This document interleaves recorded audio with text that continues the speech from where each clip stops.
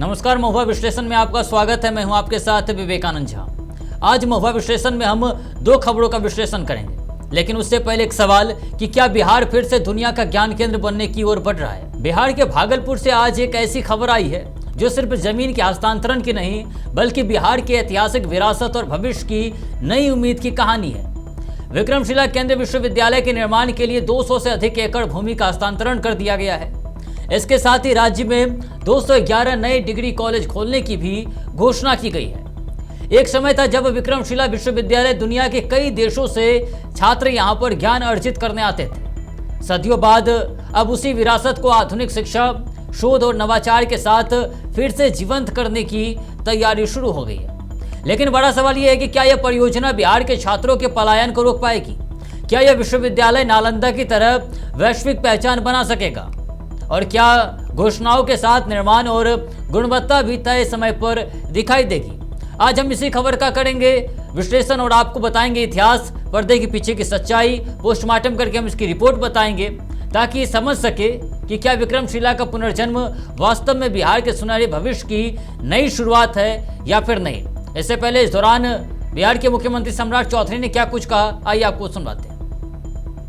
और आज एक दिन भागलपुर की इस पावन धरती से 211 डिग्री कॉलेज खोलने का काम किया गया सर। और ये हमारी विरासत है साथियों। हमारा जो प्राचीन इतिहास है, हमारा जो गौरवशाली इतिहास है, हम जो लोगों को, दुनिया को संदेश देते थे। आज से लगभग 4000 वर्ष पहले विक्रमशिला यूनिवर्सिटी की स्थापना हुआ। बाद के कालखंड में वो ध्वस्त हो गए। और आज मैं जिला प्रशासन को और मेरे पूरे शिक्षा विभाग के टीम को बधाई देता हूं कि देश के यशस्वी प्रधानमंत्री आदरणीय नरेंद्र मोदी जी विकसित भारत का सपना देखते हैं और आदरणीय पूर्व मुख्यमंत्री नीतीश कुमार जी समृद्ध बिहार का रास्ता देखते हैं। तो आज बिहार में 211 नए कॉलेजों के साथ शिक्षा की एक बड़ी शुरुआत हुई है। ऐसे में खबर से सवाल क्या कुछ निकलता है, चलिए आपको बताते हैं। अगर खबर से सवाल देखें तो सवाल यह है कि क्या विक्रमशिला विश्वविद्यालय का पुनर्द्वार बिहार को फिर वैश्विक शिक्षा मानचित्र पर स्थापित करेगा? साथ ही साथ खबर से सवाल यह भी कि 220 एकड़ जमीन हस्तांतरण के बाद विक्रमशिला केंद्रीय विश्वविद्यालय के निर्माण कब तक पूरा होगा? साथ ही साथ खबर से सवाल यह भी कि क्या 211 नए डिग्री कॉलेज बिहार के छात्रों को पलायन रोक पाएगा या फिर नहीं? साथ ही साथ खबर से सवाल यह भी कि क्या सरकार केवल भवन बना रही है या फिर विश्व स्तरीय शिक्षा और शोध की भी ठोस तैयारी है?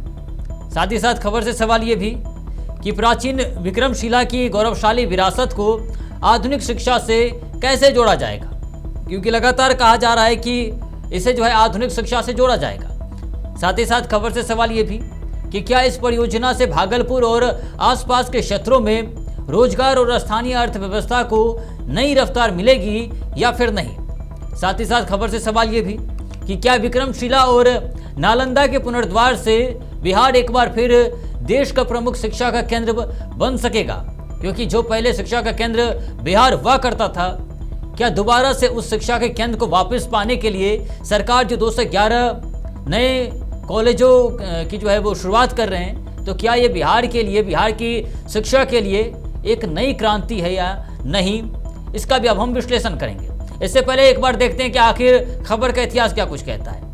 अगर हम खबर का इतिहास देखें तो विक्रमशिला विश्वविद्यालय भारत के प्राचीन और विश्वविख्यात शिक्षा केंद्रों में से एक था। इसकी स्थापना 8वीं शताब्दी के उत्तरार्ध में पाल वंश के राजा धर्मपाल ने जो है उन्होंने कराई थी। साथ ही साथ यह विश्वविद्यालय वर्तमान बिहार के भागलपुर जिले के अंतिचक क्षेत्र में स्थित था। उस समय विक्रमशिला बौद्ध दर्शन, तंत्र, व्याकरण, न्यायशास्त्र, चिकित्सा और दर्शन शास्त्र जैसे विषयों की उच्च शिक्षा का प्रमुख केंद्र था। और यहाँ भारत ही नहीं बल्कि तिब्बत, नेपाल, श्रीलंका और दक्षिण पूर्व एशिया से भी विद्यार्थी शिक्षा प्राप्त करने आते थे। विक्रमशिला में हजारों छात्र और सैकड़ों आचार्य अध्ययन अध्यापन से जुड़े थे। प्रसिद्ध बौद्ध विद्वान आचार्य अतीश दीपांकर श्री ज्ञान भी इसी विश्वविद्यालय से जुड़े रहे, जिन्होंने तिब्बत में बौद्ध धर्म के प्रचार प्रसार में महत्वपूर्ण भूमिका निभाई। करीब 12वीं से लेकर 13वीं शताब्दी में तुर्क आक्रमणों के दौरान यह विश्वविद्यालय नष्ट हो गया और सदियों तक इसका गौरव इतिहास के पन्नों में सिमट कर रह गया। वर्ष 1960 के दशक में भारतीय पुरातात्विक सर्वेक्षण यानी ASI ने यहाँ पर व्यापक उत्खनन कर इसके अवशेषों को सामने लाया।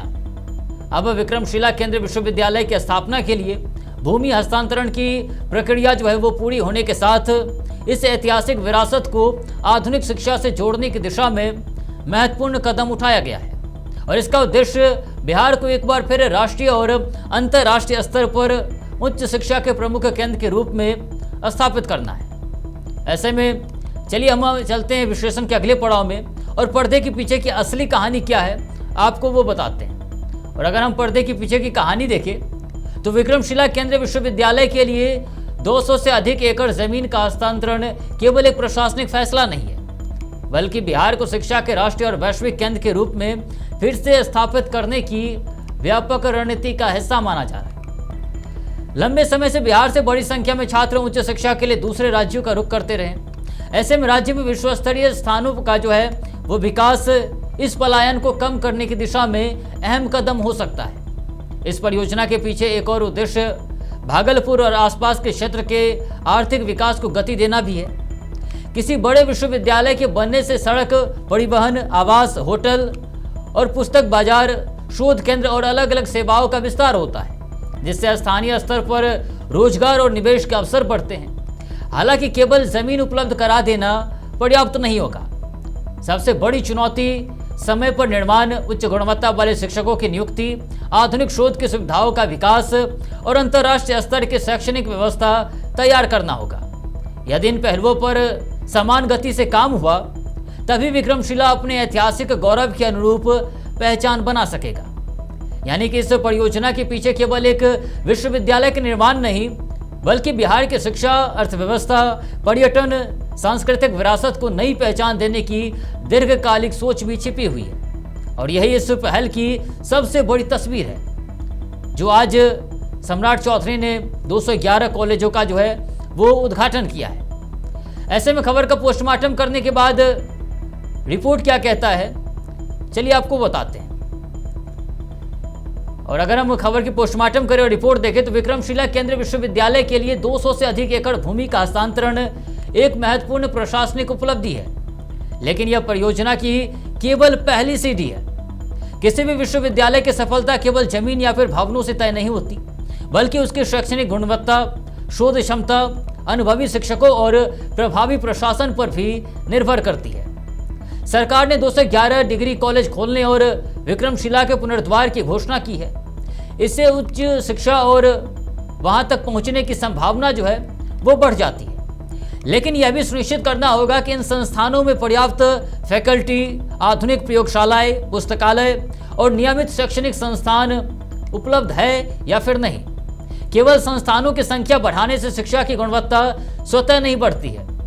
विक्रमशिला का ऐतिहासिक महत्व इसे विशेष बनाता है, इसलिए चुनौती यह भी होगी कि इसका विकास केवल एक सामान्य विश्वविद्यालय के रूप में ना होकर शोध, नवाचार और अंतर्राष्ट्रीय शैक्षणिक सहयोग के केंद्र के रूप में हो। और यदि निर्माण कार्य समय पर पूरा होता है तो गुणवत्ता शैक्षणिक ढांचा विकसित किया जाता है, तो यह बिहार के लिए एक बड़ी उपलब्धि साबित हो सकती है। यानी कि कुल मिलाकर भूमि हस्तांतरण एक सकारात्मक शुरुआत है, लेकिन इस परियोजना की वास्तविक सफलता आने वाले वर्षों के निर्माण की गति, संसाधनों की उपलब्धता और शिक्षा की गुणवत्ता पर निर्भर करेगी। तभी विक्रमशिला अपने ऐतिहासिक गौरव के अनुरूप जो है वो नई पहचान बनाएगा, या फिर जो उनका इतिहास रहा है उसे कायम रखेगा।